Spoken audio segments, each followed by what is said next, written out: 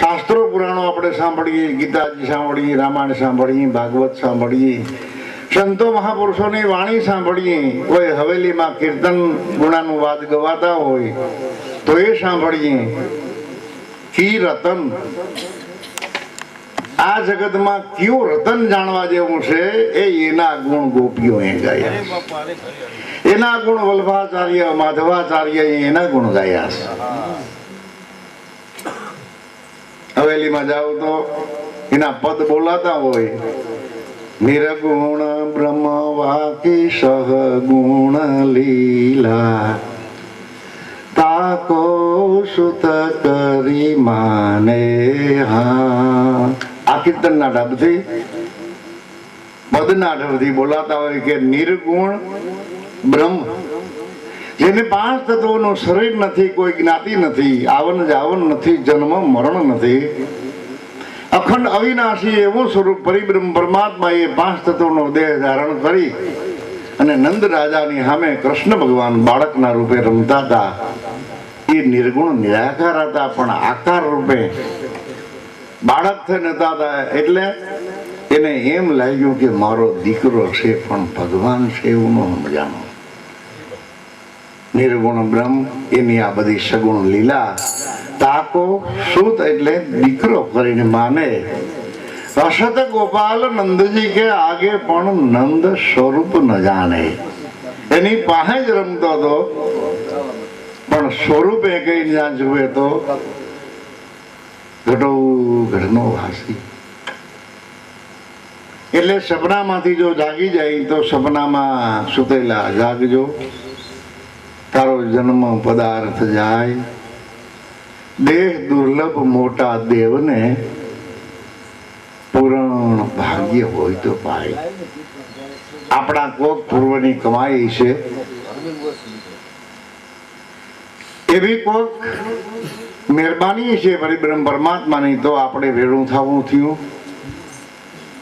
અને વળી થોડીક એવો ખ્યાલ આવ્યો કે હકીકતે આ જગતમાં હરિગુણ ગાવા સિવાય બીજો કોઈ નફો નથી. ધન દોલત માલ ખજાના એ તો આઈને આઈ રહેવાના છે. જીવીએ ત્યાં સુધી સગવડતા સાધન એ બધું ઉપયોગી છે, પણ અંત સમયે આ દેહ છોડીને ચેતનને જ્યારે જવાનું થાય ત્યારે એકેય મિલકત આપણને ઉપયોગી નથી. જે આપણે ગળે બાંધ્યું છે, ગળે વળગાડ્યું છે, જેના હારું થઈને આપણે રાતને દી રળીએ છીએ, મહેનત કરીએ છીએ, વાલું લગાડ્યું છે, એ કઈ સાથે નહીં આવે.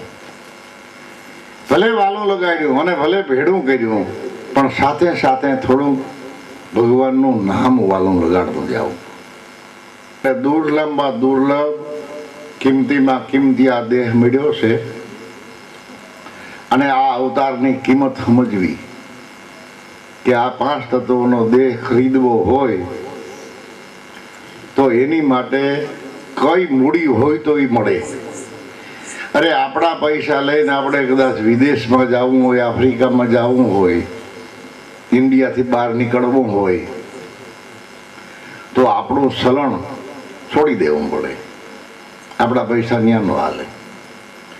આપણા 60-70 રૂપિયા દિયો તો એનો 1 રૂપિયો મળે, છતાંય આપણે ગમે તેટલા મૂંઘા પડતા હોય તો આપણા પૈસા ત્યાં જમા કરાવી અને એના વહીવટના જે પૈસા છે એ લેવા પડે, કારણ કે વિદેશમાં જવું. એમ જુદા જુદા દેશના જુદા જુદા જે વ્યવહાર છે, જુદા જુદા જે વહીવટ છે, ત્યાં આપણું ધન છોડી અને એનું જે ધન છે, એના જે વહીવટ છે, આપણે કબૂલે કરવા પડે અને એમ રહેવું પણ પડે. તો વિચારો જે ભગવાન પાસે કયું ધન હોય અને મુઠ્ઠી સપટી ધન લઈને જઈ અને પ્રાર્થના કરી કે અમને આ મનુષ્ય અવતાર બહુ ગમ્યો, બહુ હાલો લાગ્યો, બહુ સગવડતા વાળો હરિગુણ ગવાય, પડાય મળાય, આખા જગતની ઓળખાણ થાય, તો હજી અમારે એક વખત મનુષ્ય અવતાર જોઈ બોલો બાપા, હવે તમને કેટલા પૈસા આપી, કેટલું પુણ્ય આપી, કેટલું દાન કરીએ તો તમે આપો.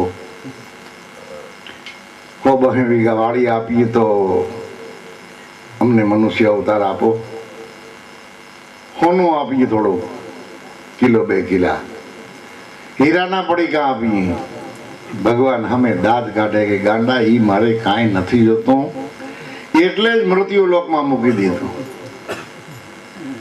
એ તો દરેક જીવને ગળે બાંધ્યો છે. મારે હોનાને હું ભાઈ, મારે હીરા માણેકને હું, મારે વાળીને શું. મારી પાસે તો જો સતનામ રૂપી મૂડી કોઈ પાસે હોય, શ્વાસે શ્વાસની જો કોઈ બંદગી કરતો હોય, હરિસ્મરણ કરતો હોય, ગુરુ ગુણ ગાતો હોય, અને ઈ મૂડી જો ભેળી કરી લઈ હોય, થોડી જમા પડી હોય, તો એનાથી મનુષ્ય અવતાર મળે. બીજી કોઈ પણ આઈટમથી માનવ દેહ મળતો નથી. એટલે સદગુરુ, સંતો, જ્ઞાની પુરુષો, ધ્યાની પુરુષો, વિવેકી પુરુષો આપણને એવી ભલામણ કરે છે કે આ દેહની જો તમને કિંમત સમજાણી હોય, આ અવતારની જો તમને કિંમત સમજાણી હોય, ખબર પડી હોય,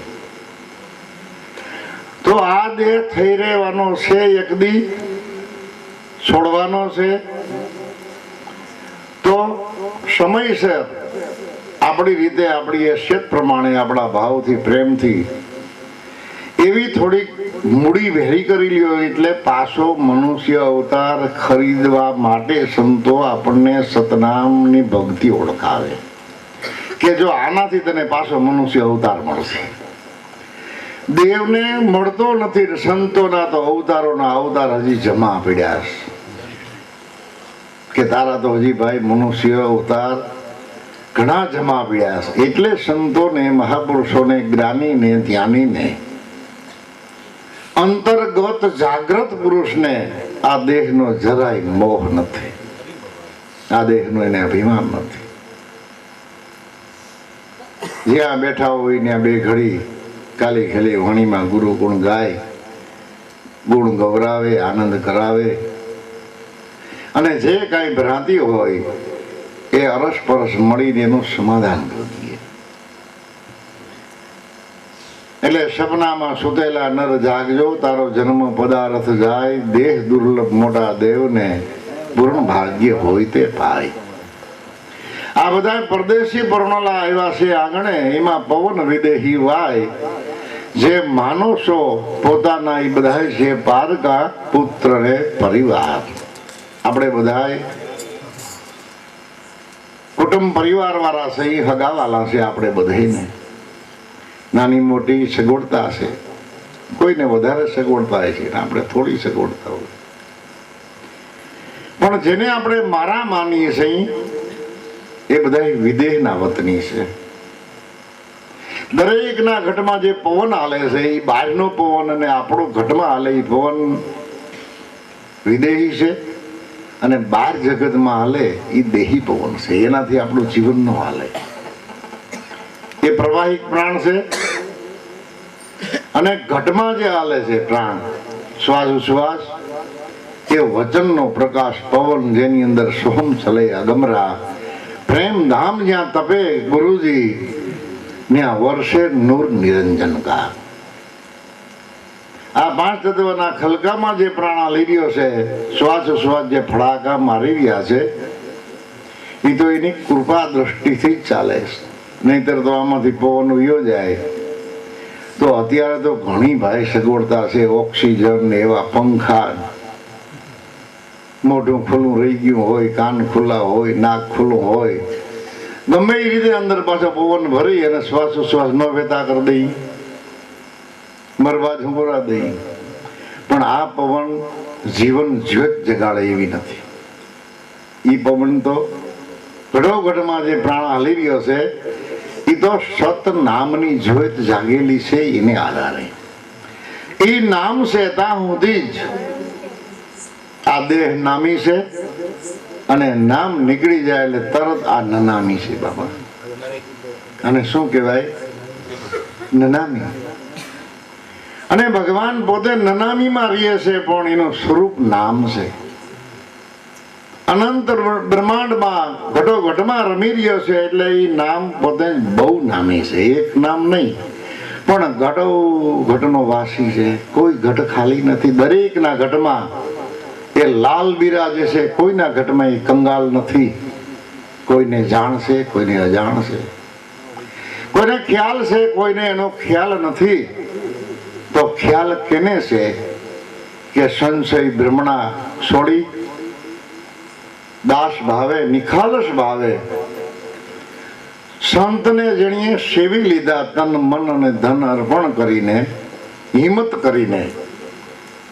એમાં કાંઈ આપણે ખર્ચો કરવાનો નથી, કાંઈ રોકાણ કરવાનું નથી. ફક્ત રોકાણ કરવું હોય તો એક મનના વેગનું રોકાણ કરવાનું, એક બુદ્ધિના ડાપણનું રોકાણ કરવાનું.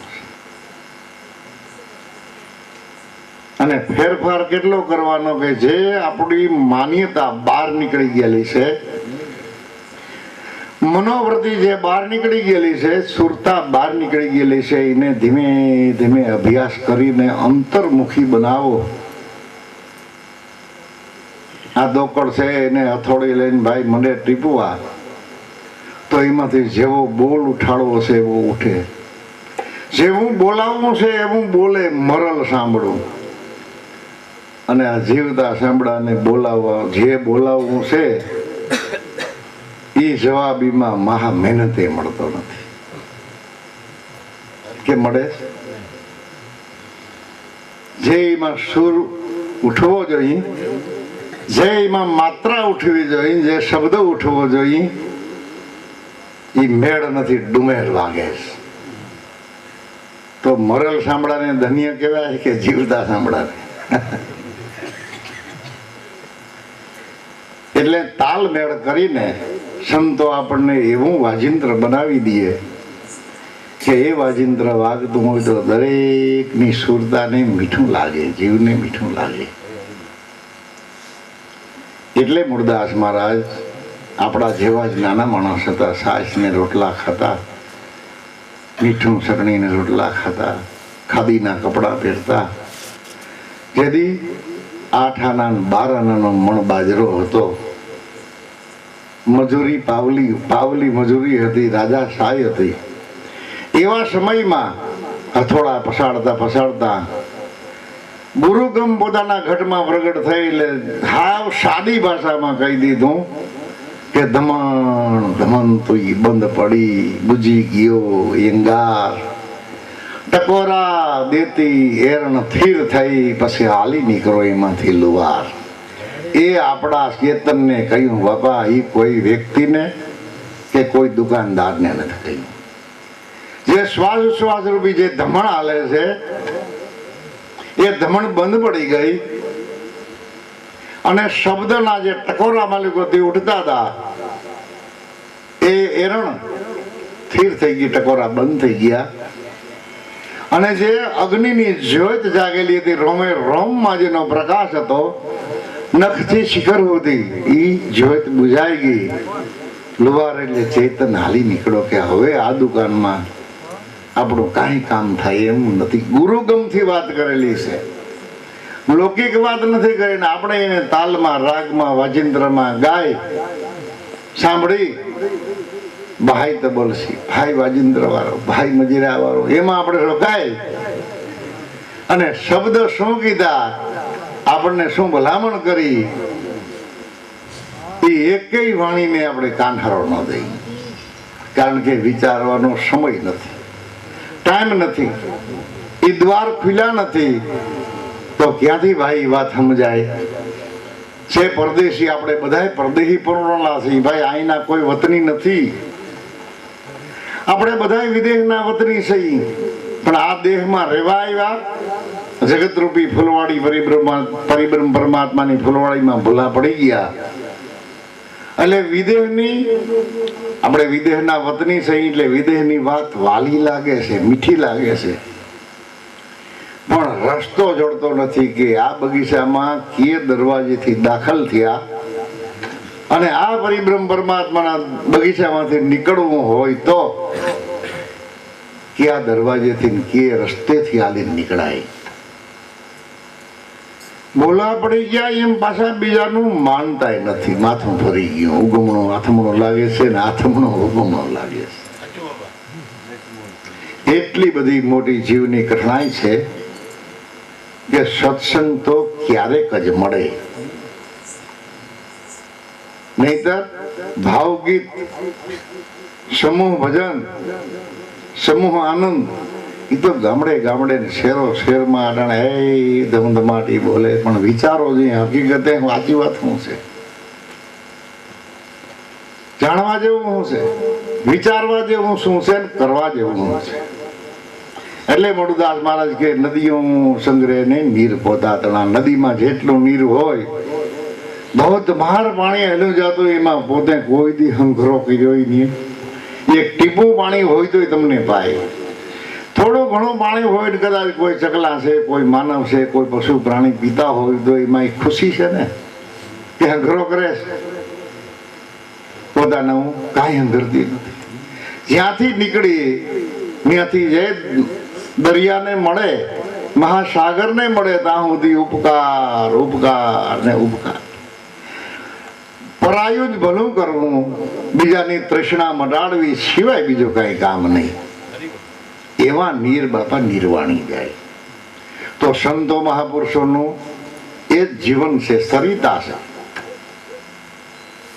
એનો પ્રવાહ ગંગાજીના પ્રવાહ જેવો છે. ધોધમાર પ્રવાહ ચાલ્યો જતો હોય, કોઈને તરસ લાગી હોય, જો પીતા આવડે તો ખોબો ભરીને ભાઈ પાણી પી લેવું, તૃષ્ણા મટી જાય. પણ આ તો નદી વાંકી, શેવાર વાળી, એમાં ઝાડવા, એમાં ખડ, ને આપણે નથી પીવું. પણ તરસ નથી લાગી એમ કે ભાઈ, જો તરસ લાગી હોય તો નદી વાંકી છે પણ પાણી વાંકા ચૂકવું નથી.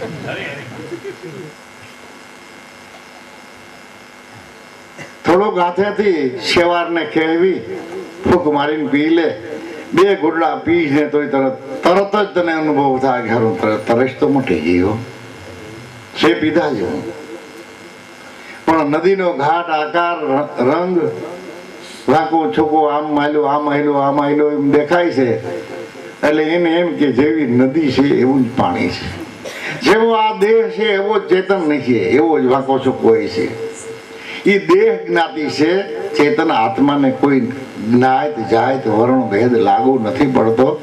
એટલે જ ગંગા સતીએ જાહેરમાં પડકારો કરીને કહી દીધો કે જાતિપણો છોડીને પાનબાઈ અજાતિ થાવું, કાઢવો વર્ણનો વિકાર, જાતિ ભાતિ નહીં હરિના દેશમાં પાનબાઈ, એવી રીતે રહેવું નિર્માણ.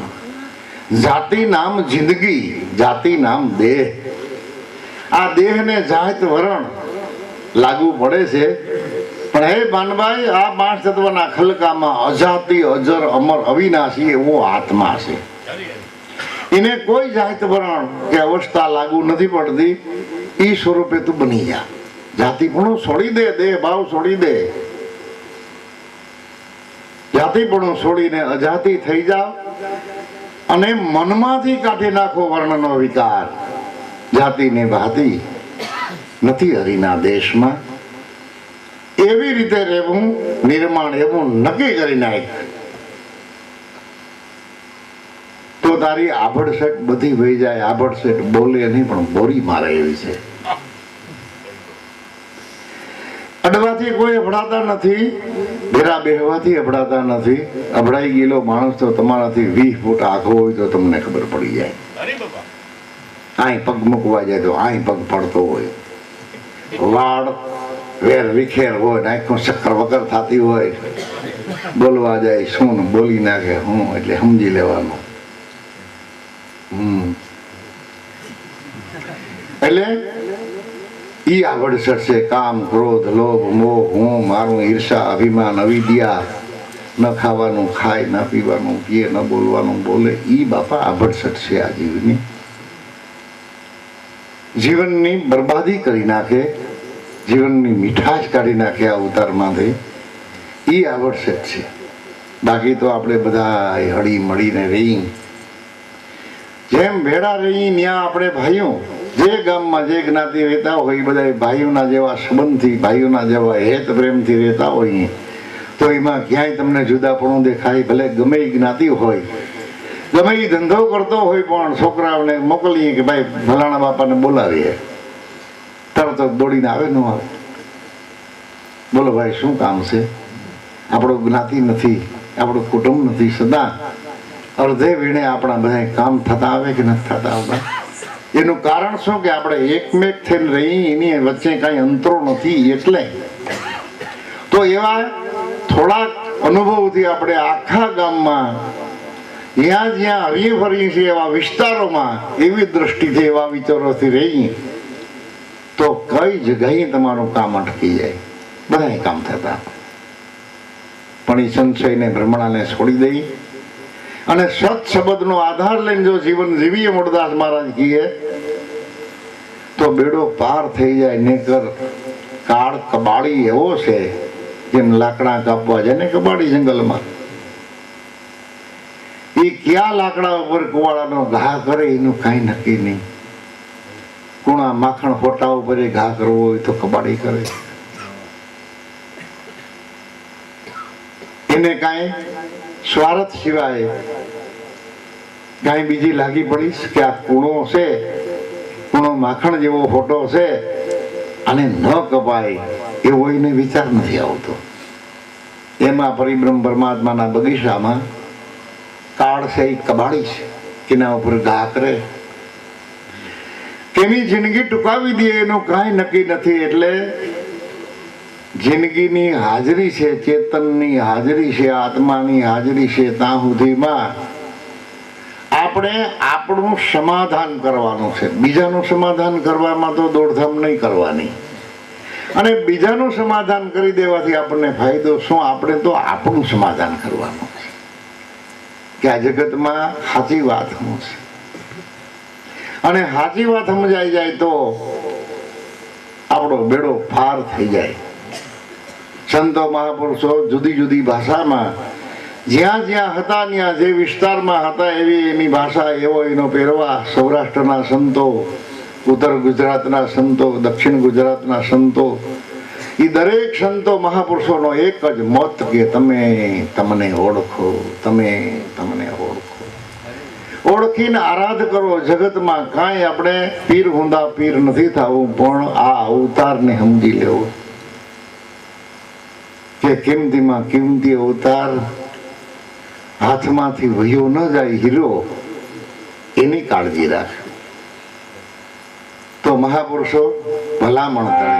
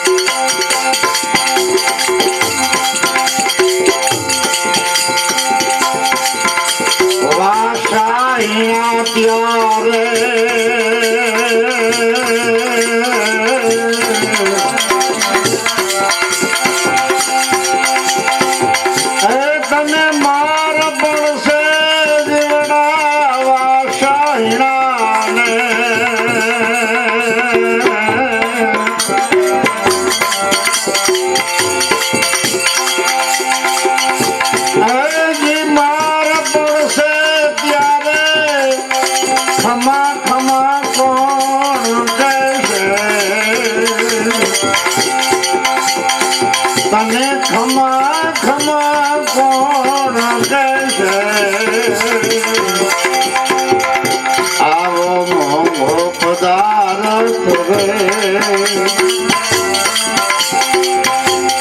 આવો રતન પારખું રે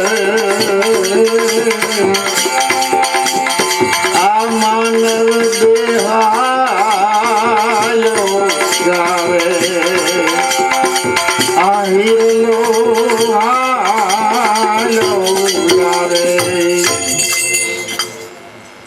સાદી ભાષામાં સરળ ભાષામાં સંતો મહાપુરુષોની ભલામણ તો જુઓ.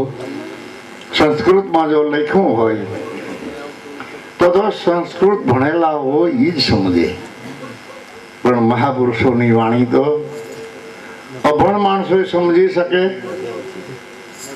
અને ગ્રેજ્યુએટ ભણેલા હોય એ પણ સમજી શકે કે રાત અંધારી વાટ વહમી અને ઉઘાડે પગે પારું એટલે પેડલ હાલવું પડશે. જમણા જ્યારે આ જીવને પકડે ત્યારે આપણે એમ કહીએ કે ભાઈ અંધારી રાત છે, રાતના 2 વાગી ગયા છે, રસ્તો હુજે નહીં. અત્યારે તમે ઘડીક વાર જમને કે રોકાઈ જાઓ તો આપણે સવારે હું થાય તો જાઉં, પણ એ જાળવે ખરા.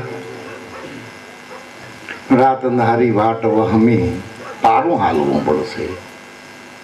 અને આ દેહ છોડીને, કુટુંબ છોડીને, પરિવાર છોડીને, આ મોજ મજા, આ લહેર, આ મેર, આ આનંદ છોડીને વેતું થવું પડે. એ રસ્તામાં હાલવામાં જો જરાય દગડાઈ કરી, પગ ધોબ કરી તો વાહે ઓલો દંડાવાળી કરે. કારણ કે ન્યાય એની સત્તા છે. ન્યા કદાચ આપણે વડાપ્રધાન હોય તો હાલે નથી, મોટા અમલદાર હોય તો હાલે નથી. વળી ન્યા દેહ નથી તો બોલાય બોલાય એમ જ ક્યાં છે? તો વાસા જ નથી, વાસા બંધ છે. અને જ્યારે માર પડે ત્યારે ખમા ખમા આપણું પેટમાં કોણ બારશે? ત્યાં મા બાપ, કુટુંબ, કબીલા, ધન દોલત કોઈ સાથે તો નથી, એકલા છે. પણ જો સદગુરુનો સહારો હોય, સંતની કૃપા હોય, પરિબ્રહ્મ પરમાત્માની મહેરબાની હોય, સત શબ્દને આધારે જો જીવન જીવતા હોય તો માર ન પડે. એને જમના દૂત લેવા પણ ન આવે, અંતે વિષ્ણુ ભગવાનના દૂત લેવા આવે અને આ જગતમાંથી હાથ તાળી દઈ જે માખણમાંથી વાળ નીકળી જાય, પોપટ અને માખણનો વરગાડ ન લાગે, એવી રીતે હરિભજન કરતા કરતા હરિભક્તો કોઈ ઝૂંપડીમાં રહેતા, કોઈ બંગલામાં રહેતા, કોઈ ભણેલા, કોઈ અભણ, આપણને કદાચ એવી ભ્રાંતિ થતી કે રવિ સાહેબ ને, ખીમ સાહેબ ને, જીવન સાહેબ ને, મોરાર સાહેબ ને કેવા મોટા માણસ હોય છે. ના બાપા, ના, આપણા જેવા જ હતા. ઝારના બાજરાના રોટલાના બટકા ખાતા, ફાટલ ટોટલ કપડા પહેરતા, જ્યાં જાવું ત્યાં હાલી હાલીને જાતા, દીવાના અંજવાળે ગુરુ ગુણ ગાતા, પણ મસ્તી, પોતાના ઘર ભીતરમાં મોજ. ઈ મસ્તી, ઈ લહેર, ઈ મોજ હતી કેની? કે ગુરુ કૃપાની હતી. તો સદગુરુ એ કોઈ વ્યક્તિ નથી, સદગુરુ કોઈ જ્ઞાતિ નથી. પણ જગતને વ્યક્તિ દેખાય છે ત્યાં સુધી વસ્તુ સમજાતી નથી. કોઈ એવા સંતો મહાપુરુષોના મેળાવલામાં આપણે જઈ સીડ્યા અને અજાણ્યા હોય, કોઈ દી જોયું ન હોય,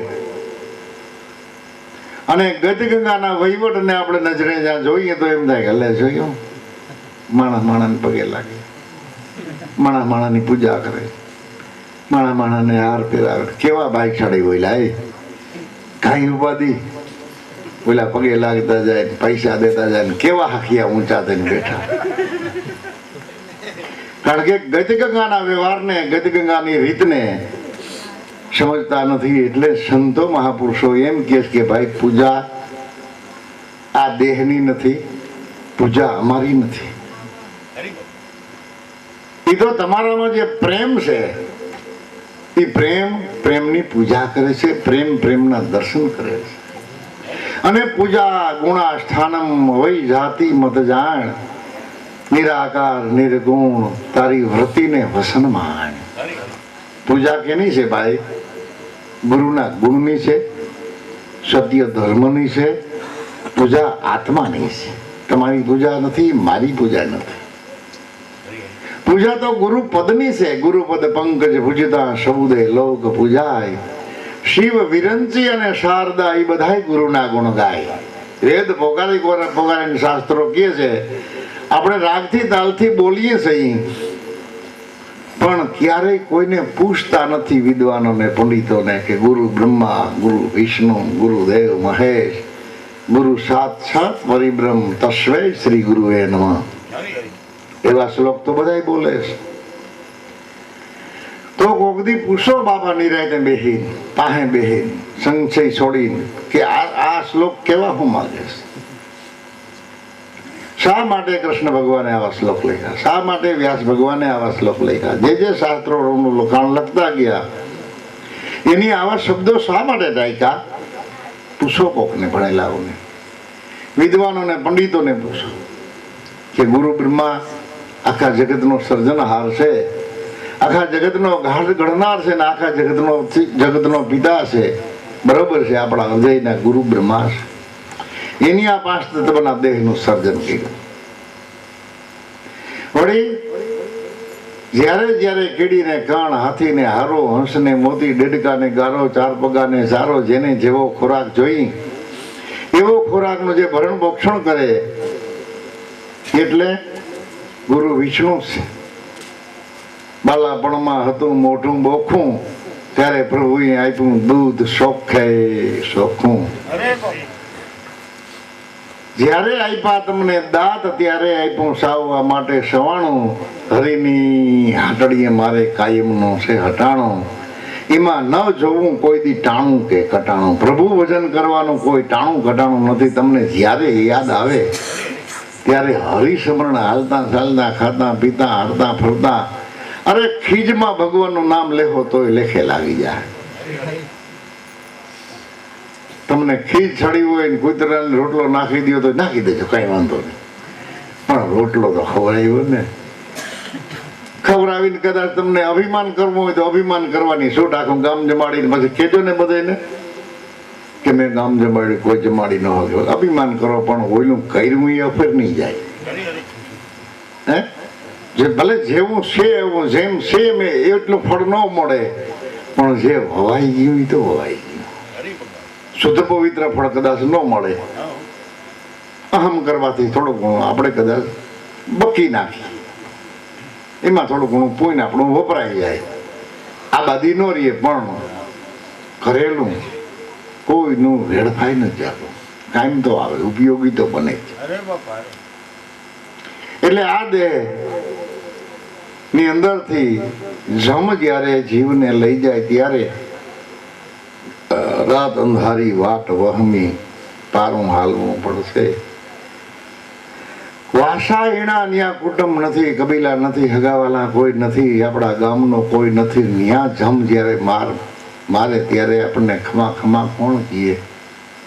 પણ ખરેખર સદગુરુના જો બાળક બની ગયા હોય એને તન એટલે શરીર, મન અને ધનરૂપી બુદ્ધિ સમર્પણ ભાવ જો આપણે કરી દીધું હોય તો બાળક બની ગયા હોય, એની ચરણની રજ બન્યા હોય તો ગુરુદેવ જમને પાછા વારે ખબરદાર આ છોકરાને હાથ લાડ્યો. પરિબ્રહ્મ પરમાત્માના કાયદાને રૂઈએ તમારે એની બીજી જે કાંઈ સજા થતી હોય એ સજા કરો, પણ એને માર નહીં મારતા. પછી તો પુનરૂપી જનરમ, પુનરૂપી મરણમ, પુનરૂપી જઠરે જનની સૈનમ. જેવી જેની કમાઈ હોય, જેવું જેટલું ધન મળ્યું હોય એવું આપણને પદ મળે. હે, આપણે દોઢ બે ચોપડી ભણ્યા હોય એટલે જિંદગીમાં વડોપ્રધાન થવાની આશા ન રાખતા. એ પદ ન મળે બાપા. મળે આ અવતારમાં ઈ મળે, ત્યાં ન મળે. અને 5-10 ચોપડી ભણ્યા હોય તો કદાચ ટપાલિયાની નોકરી મળે તો મામલતદાર ન થાય. એટલે જેવી જેની કમાઈ હોય, જેટલું ધન ભેરું કર્યું હોય, એ પદ આપણને પરમાત્મા આપે. ભલે ઊંચ નીચ ઘેરે અવતાર મળે, પણ હરિગુણનો જો જથ્થો પડ્યો હોય તો ભક્તિનું બીજ કદી ન પલટે. ભલે જાય જુગ અનંત, ઊંચ નીચ ઘેરે અવતાર મળે, પણ આખીર સંતનો સંત. તો ભક્તિનું બીજ સતનામ છે, સતવચન છે. સંતોની દયાથી, સંતોની કૃપાથી જેના હૃદય કમળમાં નાભી પરાપાર સતનામની વાવણી વવાઈ ગઈ છે, એ બીજક કોઈ દી ફેલ જવાનું નથી. ભલે થોડું ભજન કરે, કોઈ વિશેષ ભજન કરે, કોઈ ખ્યાલી હોય, કોઈ થોડા ખ્યાલી હોય, પણ એને એટલું બધું ઉપયોગી બનશે આ અવતારમાં, નહીં તો બીજા અવતારમાં. એનો ઉદ્ધાર સંત કૃપાથી થવાનો. વળી બીજી લીટીમાં મહાપુરુષો શું સમજાવે છે?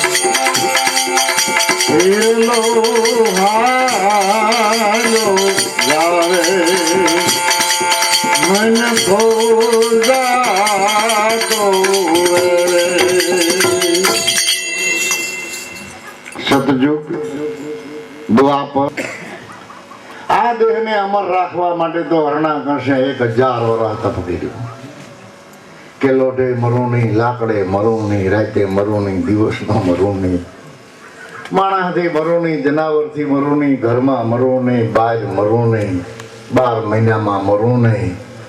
એટલે અહીંને મારવા માટે 13મો મહિનો આ વર્ષે આવશે, વૈશાખ મહિના.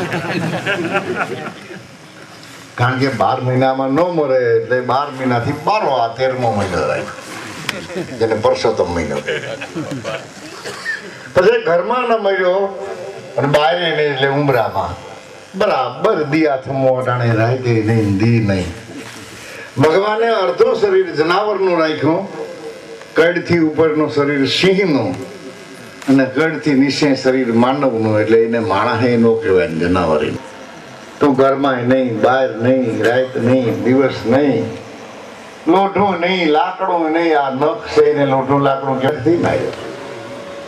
અમર બનાવવા માટે એવી આટી નાખી પરમાત્મા પાસે. પણ ગમે તેટલા આપણે હોશિયાર હોઈએ, ડાયા હોઈએ, બુદ્ધિશાળી હોઈએ, છતાં આપણા કાયદામાં એ પકડાય એવો નથી. એની પાસે કેટલા કાયદા છે. અને ભગવાન કેટલો ભણેલો છે. અરે કાલી ઘેલી વાણીમાં એના નામ લ્યો તો ઓળખી જાય કે આ મને ભજે.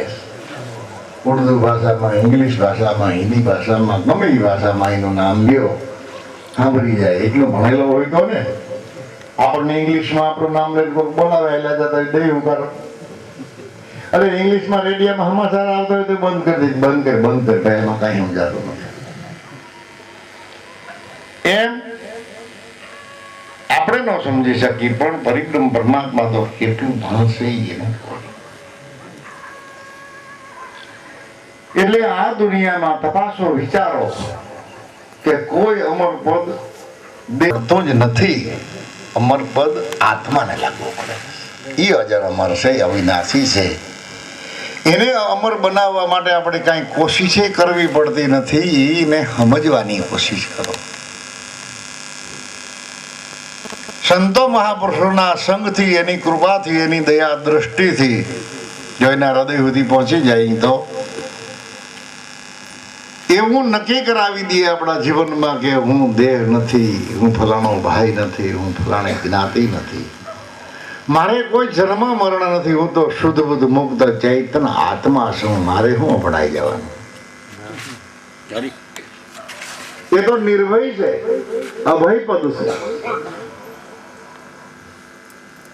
પછી એને મૃત્યુ કે જન્મ, હરખ અથવા શોક, હાનિ કે લાભ એને અસર નથી કરતી. એટલે ઉષ્મે કુશ હે, ઓ તો મહાપુરુષ છે એવું આપણને ક્યાંક નક્કી થાય. ક્યાંક છે તો કરવામાં ક્યાંક અકળકળા તો કમાઈ હોય તો હિંમત કરી જાય કે આપણે એનો સંગ હવે છોડવો નથી. તો ધીમે ધીમે એના હૃદય સુધી ક્યાં કોઈનો સહકાર હતો છતાં પોતાના જીવનને દીપાવ્યું, જીવનની શોભા વધારી, જુનાગઢની શોભા વધારી, સત્ય ધર્મની શોભા વધારી, ગુરુ ધર્મની પણ શોભા વધારી. ને કેવાથી શોભા વધી? ધન દોલત તો નહોતું. શું શોભા વધારવાનું સાધન હતું એની પાસે? કે સદગુરુ સંતની કૃપા. સદગુરુ સંતે બતાવેલું સતનામ. એટલે આવો શોભા વધે. ટીવી લઈ આવો, રિમોટ થી ફરે એવું, આમથી જોવું હોય તો જોવાય, આમથી જોવું હોય તો જોવાય. એ કેટલીક શોભા વધારવા સારું મહેનત કરે પણ શોભા વધતી નથી, કદરૂપા થઈ જાય છે. શોભા તો સંતોએ વધારી કે નાનામાં નાના માણસના મુખમાંથી શબ્દ નીકળ્યા ઉઠ્યા, સરકારને કબૂલ મંજૂર કરવું પડ્યું ને કહી દીધું કે નિરખને ગગનમાં કોણ ઉમેર્યો. એ પાપી હૃદય ઓગળી ગયું, પીંગળી ગયું. તા પલમાં પાર પડે. હે સધીરા તારીએ નાવડી તરે, કરી લે ભજન આ કીર્તારનું. જે ઘટો ઘટમાં, શ્વાસ શ્વાસમાં, દમે દમમાં જે રમી રહ્યો છે એનું ભજન કર સધીરા, તારો બેડો પાર થઈ જાય, તારો અવતાર સુધરી જાય. ગમે તેટલા પાપ હોય, ગમે તેટલી ભૂલો હોય, પણ સંત ચરણે જાતા શુદ્ધ પવિત્ર બની જાય. અવની એટલે પૃથ્વી, આ જગત. નવખંડમાં તપાસ કરી લ્યો, કોઈ આ જગતમાં પ્રગટ થયા પછી, જન્મ લઈને આવ્યા પછી કાયમની માટે કોઈ રહેવાના નથી. તો આપણે નહીં રહીએ. આપણે આપણા દેહનો જે મોહ કરી છે એવા દેહ તો આપણે આ ખંભે ઉપાડી પડીને ભાઈ કેટલા મૂકી આવ્યા. એવો જ આપણો દેહ છે ને.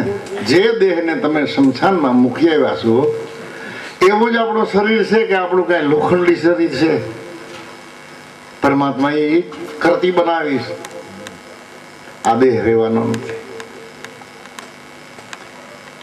રહેવાની તો સંતો મહાપુરુષોની મહેરબાની. કંસમાં દાડા મેકરણ થયા ને કહ્યું કે જિંદા દાતા સુધી જીરવીએ રખીએ શકર જેસા શેણ, મરી જિંદા માનવી કે રમજા ભલા જાવે. દાડો મેકરણ હિંચીએ તો પીર પીર ક્યાં કરંદા પીરજી તો હિતે ખાણ, પંચ વિષયથી પર રહો તો પીર હો જાવે પ્રાણ. એને કશી ભાષામાં, એની ભાષામાં કહ્યું કે જ્યાં સુધી ભગવાન જીવવા દે ત્યાં સુધી એવી જીવનમાં જાળવણી રાખજો, એવી સમજણ રાખજો કે મીઠી હાકર જેવી દ્રષ્ટિ રાખજો, એટલે તમને બધાય વાલા લાગે અને તમે બધાને વાલા લાગો. અને મન બની જાય મોરલા જેવું, તે જ્યાં બેઠું હોય ત્યાં ટવકા કરે અને એનો ટવકો બધાને મીઠો લાગે. નહીતર મન હોય કાગડા જેવું, કોઈ ભરોહો ન કરે. ગમે એટલી વાત કરો, સમજાવો તો છેલ્લે એમ કે કાં હવે કાં રેવા દે ને, હા પાય. એટલે મહાપુરુષોએ કહ્યું કાગ વાણી તું મેલી દે માયલા, હંસની વાણી હવે લાય. તારા જ પિંજરામાં જે પોપટ બોલે એને નામથી લહેર લગાવ. કર મન આ ભજનનો વ્યવહાર, રાખજે એક ધણી તારો આધાર. એટલે હંસ જેવું, મોરલા જેવું જયારે મન બની જાય, પણ ક્યારે કે સંતની કૃપા મળે ત્યારે બાપા. આપ મેળે આપણી હોશિયારીથી આપણી પદ પામી હકી એમ નથી. નહીતર મનુષ્ય ભણલ ગણલ હોશિયાર તો બહુ છે. ચંદ્રલોકમાં પગ્યા, અહીંથી પછી હોશિયાર કેટલા હજારો ફૂટ આમાં કારા પાણા તોડી ઊંડા વયા ગયા, પણ હૃદયમાં જરાય ઉતરી શકે એમ નથી. એ સાધન એની પાસે નથી, એમાં બોર થાય એવું નથી. પણ સંતો મહાપુરુષોના શબ્દ રૂપી જો સારડી લાગી જાય તો એ હૃદયને ભાંગીને ભૂકો કરી દે. એવી સંતોની વાણી છે, એવા મહાપુરુષોના શબ્દો છે. મીરાબાઈની વાણી જુઓ, ગોપીઓના જે ગુણાનુવાદ જે કૃષ્ણ ભગવાનના ગાયા, દેહનું ભાન ભૂલીને એ કામ ધંધો પણ ભૂલી ગયા. હાન ભાન ભૂલાઈ ગઈ. જ્યારે પ્રેમ લક્ષણા ભક્તિ જેને કહેવાય, એમ આ તો નવધા ભક્તિનો નિવેડો. પેલી ભક્તિ શ્રવણ, સાંભળવું. સાંભળ્યા પછી કોઈ શબ્દ યાદ રહીએ તો એનું મનન કરવું. શ્રવણ પછી મનન. મનન કરીને જો અંદરમાં ભાવ થાય તો ગુણ ગાવાય, એને કીર્તન ભક્તિ કહેવાય. તાલથી વાજંત્રથી. એટલે શ્રવણ, મનન અને કીર્તન એ 3 પગથિયા તો કદાચ સડી જાય માણસ, પણ 4થો પગથિયું લપટણું છે. 4થી ભક્તિ વિષ્ણુનું સ્મરણ. કેનું સ્મરણ કરશો ભાઈ? રામ રામ રામ, કૃષ્ણ કૃષ્ણ. એ તો એના દેહનું નામ છે. દેહનું નામ લેવાથી ઉદ્ધાર ન થાય. પણ રામ કેનું ભજન કરતા? રામ ને સીતા ને લક્ષ્મણ જંગલમાં હાલ્યા જતા. એક વખત રામને પગમાં ઠેંહ લાગી એટલે બોલાઈ ગયું, હે રામ. સીતાજી લક્ષ્મણ જતી હસી પડ્યા. રામ ભગવાન કે કેમ હસો? કે રામ તો તમે શું, વળી તમને આ પગમાં લાગ્યું તમે કહ્યું કે હે રામ, તો ઈ રામ કોણ? કે આપણને જેની વનવાસ દીધો ને ઈ રામ. જે ઘટોઘટનો જે વાસી છે, ઈંડ પિંડ બ્રહ્માંડનો જે માલિક છે, ઈ રામ. દેહે કહીને હું રામ છું, પણ હકીકતે આખર તો માનવ ધર્મ મને પણ લાગુ પડે છે. આત્મા ધર્મ એ ઘટોઘટનો વાસી છે. એમ દેહે કરીને આપણે સર્વસત્તાધીશ બનવું હોય તો એક માનવનો દેહ કેટલું કાર્ય કરી શકે. અને એવા કોઈ એક વ્યક્તિને ભગવાને ઓથોરિટી નથી આપી કે આખા જગત ઉપર તારી સત્તા હાલે. ગમે તેવો માનવ હોય તો ઓથોરિટી આપેલી છે. પોતા ઉપર જો સત્તા હાલે તો એનું કામ થઈ જાય. બીજા તો આપણું કયું નથી કરતા, પણ આપણે આપણું કયું નથી કરતા. અંદરમાંથી ક્યારેક ક્યારેક એવી સંજ્ઞા થાય કે રહેવા દે, આપણાથી જુગાર ન રમાયો, આપણાથી ખોટું ન બોલાય. એવી અંદરમાંથી ઊંડે ઊંડેથી સંજ્ઞા થાય, પણ ગનારતો નથી, સાંભળતો નથી, ઉભો નથી રહેતો. નહીતર વિચારવું જોઈએ કે આપણે મનુષ્ય સહી તો મનુષ્યનો ખોરાક શું? શાસ્ત્રો માન્ય, કુદરત માન્ય મનુષ્યનો ખોરાક શું છે ભાઈ? મનુષ્યની સંગત કેવી હોવી જોઈએ? એવો વિચાર કરે તોય આપણું કાંઈક અમુક ટકા જીવન સુધરી જાય ને કોક દી સંતો મહાપુરુષોનો સંગ થઈ જાય. એટલે આ અવનીમાં જુઓ તું પાછી જન્મેલા સોય મરી જવાના. દેખા દેખી કઈ ઉપયોગી નહીં બને. હારું લગાડવા હારું થઈ, બીજાને હારું લગાડવા હારું થઈ, કાંઈક આપણા વખાણ થઈ જાય એવું મનમાં માનીને ઘણી પ્રકારના આપણે દેખાવ કરીએ, સેવા કરીએ, દાન પુણ્ય કરીએ, પણ સત્ય હકીકત વિના શું કરવાના છે? આપણે દેખા દેખી ન્યા કાંઈ આવે નથી. ન્યા તો જેટલું આપણું જીવન સાચું હોય છે ને એટલી જ આપણને કિંમત મળશે, એટલી જ કિંમત મળે ને એટલું જ આપણને ફળ મળે. દેખાવ કરવા તો પાંચમાં પૂછાવા સારું કંઈક માભો વધારવા માટે ઘણી પ્રકારના જુદી જુદી ભાતના કપડાં, જુદી જુદી ભાતના દાગીના, જુદી જુદી ભાતના સાધન સગવડો વધારી, પણ એ લૌકિક રિવાજમાં ઉપયોગી છે. પણ પરમાત્માના કાયદા પાસે, પરમાત્માના રિવાજ પાસે એ લૌકિક રિવાજ કંઈ નહીં આવે. એટલે મહાપુરુષો ભલામણ કરે છે કે બધી પ્રકારનો અહમ, માન, મોટાઈ છોડી અને સત્યના રાહ ઉપર આવો. હકીકતે સાચી વાત શું છે, કેમ કર્યું હોય ને કેવું જીવન જીવા હોય તો જીવન બને, એનો થોડોક વિચાર કરવો બાપા. તો સંતોના શબ્દો આપણને વાલા લાગે, આપણો અવતારે આપણને વાલો લાગે. કાંઈ આમાં કાંઈ દેહ કે વેહ બદલાવવો નથી, બોલી બદલાવવી નથી, ગામ બદલાવવું નથી, સમજણ ફેર કાંઈક થાય છે. આપણે સાચી સમજણની જરૂર છે. એ સમજણથી જ જીવન સુધરે. આખી જિંદગીમાં કદાચ આ શરીરને હોનું ન મળે તો ન જીવીએ. સગવડતા વાળા હોય તો 2-5 તોલા હોનું પહેરે, પણ સગવડતા ન હોય તો પાવલી ભારે કેમ બિસાડો ખરીદી શકે? પણ જીવન હોના વિના નો હાલે એમ છે. પાણી વિના નો હાલે, અનાજ વિના નો હાલે. કે હાલે? તો હોનાની કિંમત વધારે છે કે બાજરાના દાણાની કિંમત વધારે છે? પાણીના પ્યાલાની કિંમત વધારે છે. પણ આપણને એવો મોહ થયો છે. એટલે પરમાત્માને ઘેરે હોનાની અને ધૂળની બેયની કિંમત હરખી છે. એટલે ખાવું પીવું ને ધૂળ ભેરી કરવી ને ખીજાવું એટલા માટે જીવવાનું હોનું, એટલે ઊંચામાં એલી ધૂળ. સ્ટીલના વાસણ આપણે વસાવ્યા ને ઘરમાં, એ ઊંચામાં એલું ગારેલું પાતળું લોખંડ. લોઢામાં પાતળાના પાતળો જે રસ હોય એનું સ્ટીલ બને. એમાં થોડુંક ઘણી ભૂઈ કરી નાખે અને એવું અર્ગો ચડાવી દે એટલે આપણને સારું લાગે, પણ હકીકતે લોખંડ છે. એ કોઈ ઓરિજિનલ ધાતુ નથી, પણ આપણને એ દ્રશ્ય સારું લાગે છે એટલે એ આપણને એનો મોહ થયો. હોનાવીને થોડું હાલે, હોનું તો પહેરવું જોઈએ ને, પહેરો ભાઈ, ના પડાય સગવડતા હોય તો. પણ હોનું એ તારું કોઈ જીવન નથી, અને હોનાથી આપણું આ જીવન ટકી રહે એવી કુદરત પાસે કોઈ જોગવાઈ નથી. એ તો જિંદગી હોય ત્યાં સુધી જ રહી શકે. એટલે આ અવનીમાં જુઓ તપાસી જન્મેલા સોઈ મરી જવાના. દેખા દેખી કઈ કામ નહીં આવે, પણ હકીકત સત્ય સમજ્યા વિના શું કરવાના? આવો મોંઘામાં મોંઘો, કિંમતીમાં કિંમતી આ માનવ દેહ એક દી કોઈ રોકી શકવાનો નથી. હાથમાંથી વિયો જાય ઈદલો.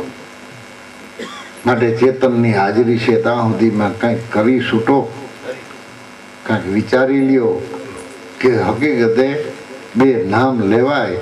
અને સંતો મહાપુરુષોની જો થોડી ઘણી સંગત થઈ જાય ને તોય આપણો અવતાર સુધરી જાય.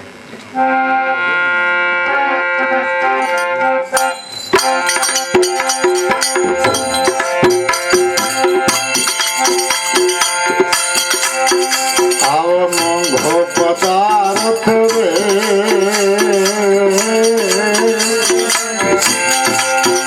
આવો રતન પારખું રે,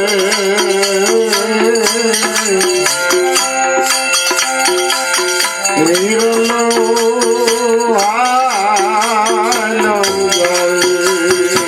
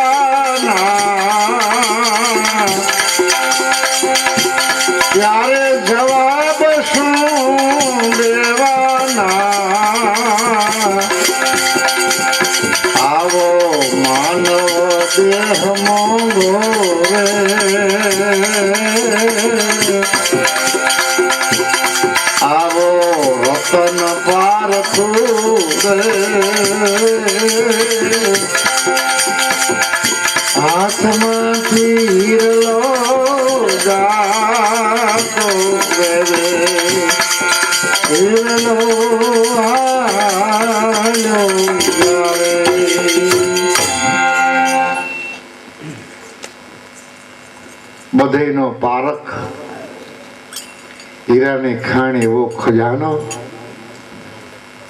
રતનનો પારખું માનવ અવતાર છે. બીજા કોઈ અવતાર આપણે ગાયને માતાજી કહીશ કે ગાયના દેહમાં એના શરીરમાં 33 કરોડ દેવતાઓ છે. આપણે એને પૂજીએ છીએ. એનું પૂછડું પવિત્ર, એનો પેશાબ પવિત્ર, એનું ઘી પવિત્ર. અરે માણસ મરી જાય તે ગાયના છાણ પવિત્ર, એનેથી લીપીને ન્યા એ દેહને મૂકી દઈએ. આખું શરીર જેનો પવિત્ર છે એ તમે કયો છો, પણ ગાયને ખબર નથી હું માતાજી છું.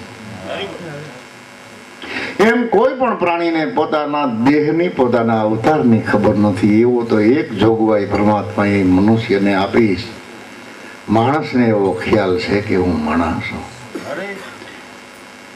તો માણસ તરીકે જીવન બનાવવું હોય તો પહેલા તો માણસ બનો. માનવ બુદ્ધિથી માનવી, દેવ બુદ્ધિ હોય તો દેવ દર્શાય.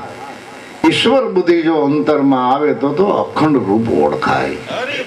પહેલા તો માનવતા એની કેળવણી કરો, એમાં કેળવાઈ જાઓ કે હકીકતે આપણે જો મનુષ્ય હોય તો કેવી આપણી વાણી હોય, કેવા આપણા વિચાર હોય, કેવી આપણી સંગત હોય, કેવો આપણો ખોરાક હોય. આવું બધું જાણી પીછાણી અને સારા માણસ તરીકે દૂધ જેવું જીવન જીવતા શીખો. ત્યાર પછી કોઈ એવા સત્સંગી ભાઈઓની, સંસ્કારી માણસોની સંગત થાય ત્યારે તમારામાં દેવ ગતિ પ્રગટ થઈ જાય ને તમને બીજા દેવ દેખાય ને તમારું જીવન પણ દેવ જેવું બની જાય. માનવ બુદ્ધિથી માનવમાં જયારે આપણી બુદ્ધિ કેળવાઈ જાય, દ્રષ્ટિ કેળવાઈ જાય, વાણી કેળવાઈ જાય ત્યારે આપણે એક ઓરિજિનલ સારા માણસ તરીકે જીવન જીવી શકીએ. પણ એવા સદાચારી સંતો મહાપુરુષોની જો સંગ થઈ જાય તો આપણામાં દેવ ગતિ આવે. અને દેવ બુદ્ધિ આવે. એમાં કેળવાતા સંતોની સંગત થતા, એની મહેરબાની થતા સત્શબ્દની ઓળખાણ કરાવી દઈએ તો ઈશ્વર બુદ્ધિ આપણામાં આવે. કયો સ્વર? ઈશ્વર. જે સ્વર તમારામાં, મારામાં, પશુ પક્ષીઓમાં, બધામાં જે સ્વર હાલે છે, ઈશ્વર ક્યાંથી ઉઠે છે, કોણ એ સ્વરનું રખોલું કરે છે, અને એ નાભી પરાપારથી એ સ્વરને કેની પ્રગટાવ્યો છે, એનું મૂળ સત્શબ્દ, સતનામ એવા ધ્યાની પુરુષો આપણને ઓળખાણ આપી દે. એટલે ઈશ્વર બુદ્ધિ આપણામાં આવે એટલે બધેમાં ઈશ્વર ભાવ, મિત્ર ભાવ, પ્રેમ ભાવ એવું આપણું જીવન બને. થોડીક આપણે સંતોની સંગત કરવી પડે. માણસને ક્યાંય નીંદર ન આવે ને ભજન સત્સંગમાં નીંદર આવે.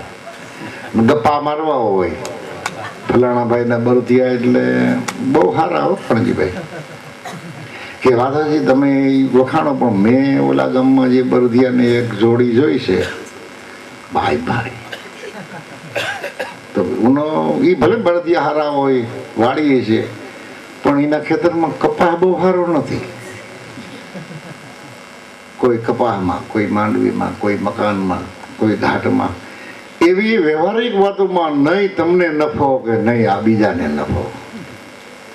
એમાંથી આપણને એક પતિયું ન મળે અને ઘેરે ન બેઠા હોય, ક્યાંક અતરિયા ઝાડવા હેઠે કે બજારના ઓટામાં 2-2:30 વાગ્યા સુધી તૈયાર નથી થતા.